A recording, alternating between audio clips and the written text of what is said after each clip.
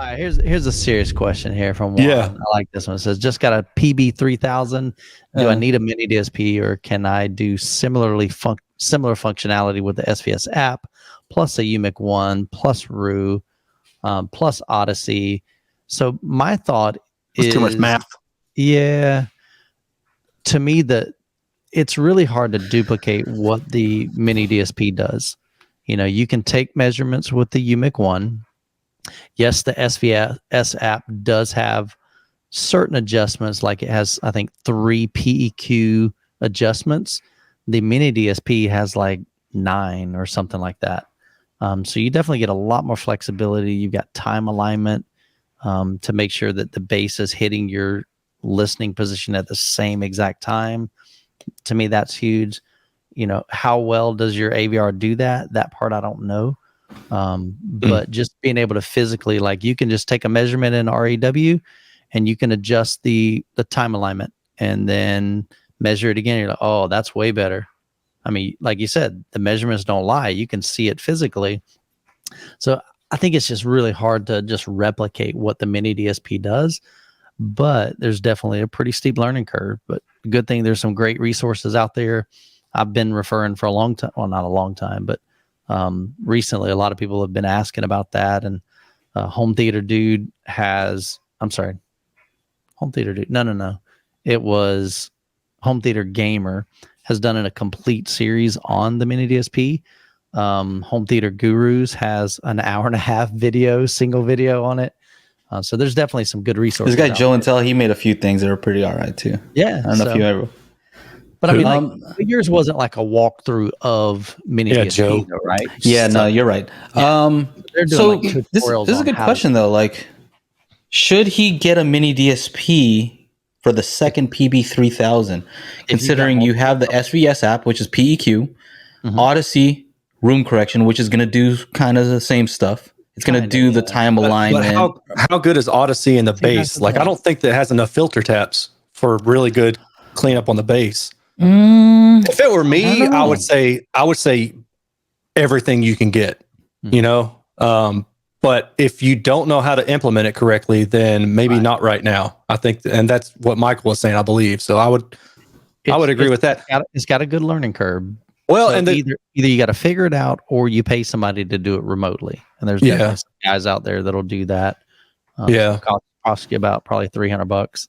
It says 2048 taps, 512 resolution for Odyssey XC32.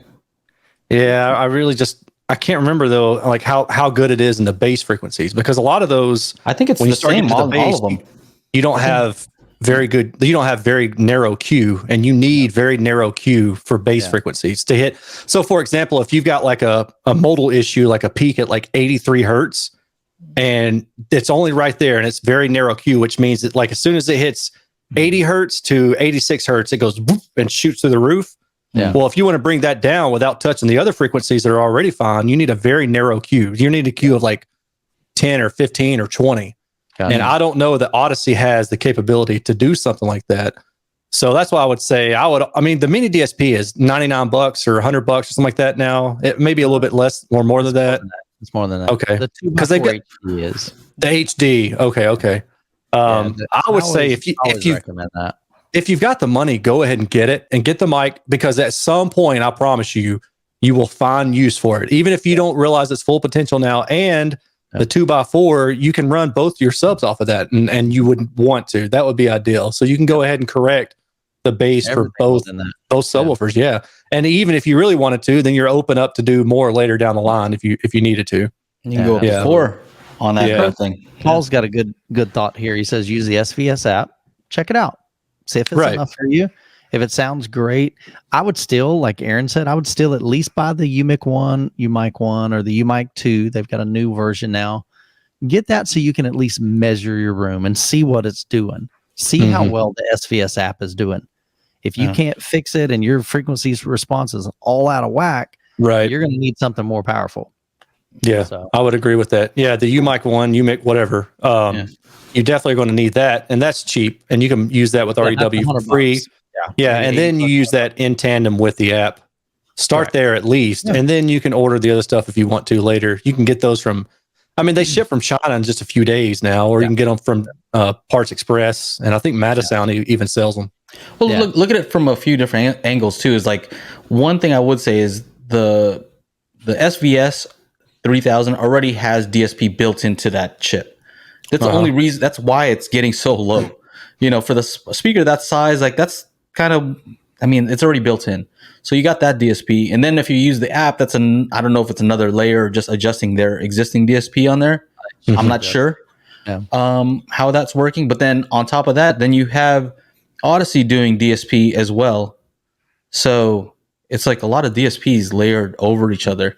So that's the only thing that I would say. I don't know. You know, a lot of times when you start doing a lot of stuff like that, it starts getting a little bit weird. Well, you start ramping up the latency on those. Like the built-in latency, I don't know. The mini DSPs is probably within like 1 millisecond.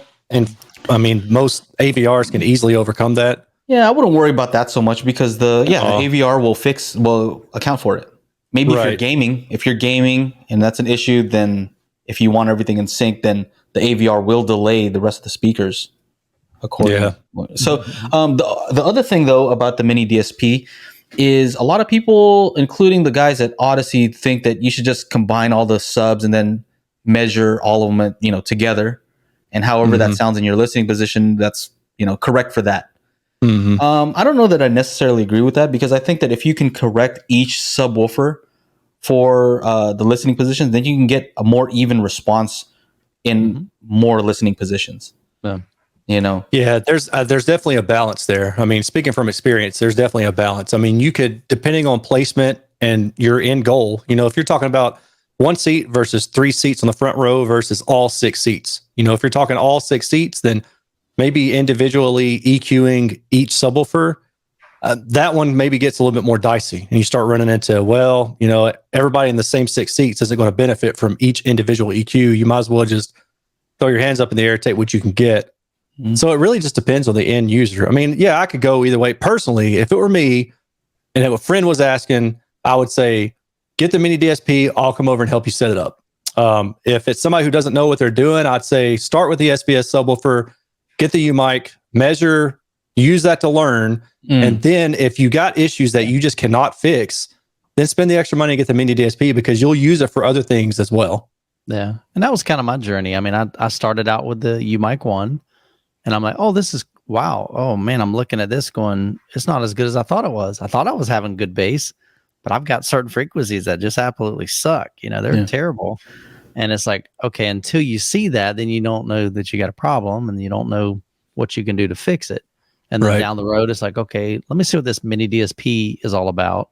And I kind of sat on it for about a year and didn't even touch it, because I was like overwhelmed going, I don't know if I want to dive into that deep water, you know, but then once you do, you're like, okay. And then you get some people that can help you out, help steer you in the right direction.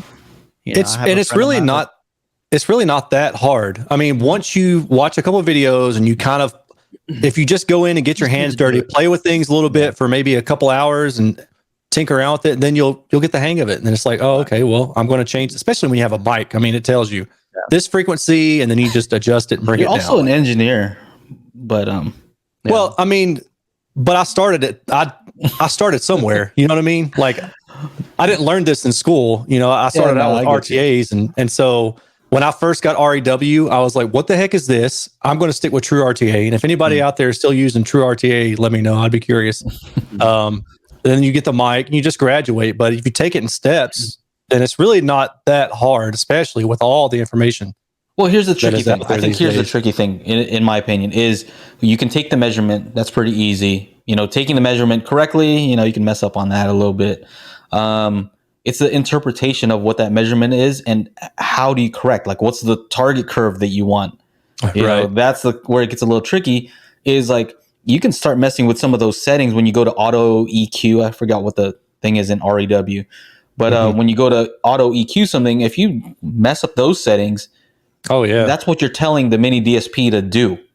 So if you're telling it to do something weird and you're doing too much, then it's going to sound exactly like you told it to sound, you know? Oh, you're going the extra step. I didn't even use the auto EQ for like years. I don't think I actually used the auto EQ probably until a few years ago, and I only use that on very rare occasions. I don't think I've even seen anybody use that.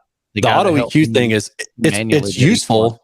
Yeah, but I've always just like with subwoofer stuff, it's really pretty straightforward. You measure it, you find big peaks, and you just knock them down with the EQ. And it really is as simple as that. You can certainly you can certainly get like more involved. I mean, to me, like the next step would be learning about the all pass filters. And that's something that I realize is over a lot of people's heads, because it's, they're just not, what's an all pass filter? Well, I don't know, but what's an EQ? Everybody has heard of an EQ, right? So that's tangible. That's something you can relate to.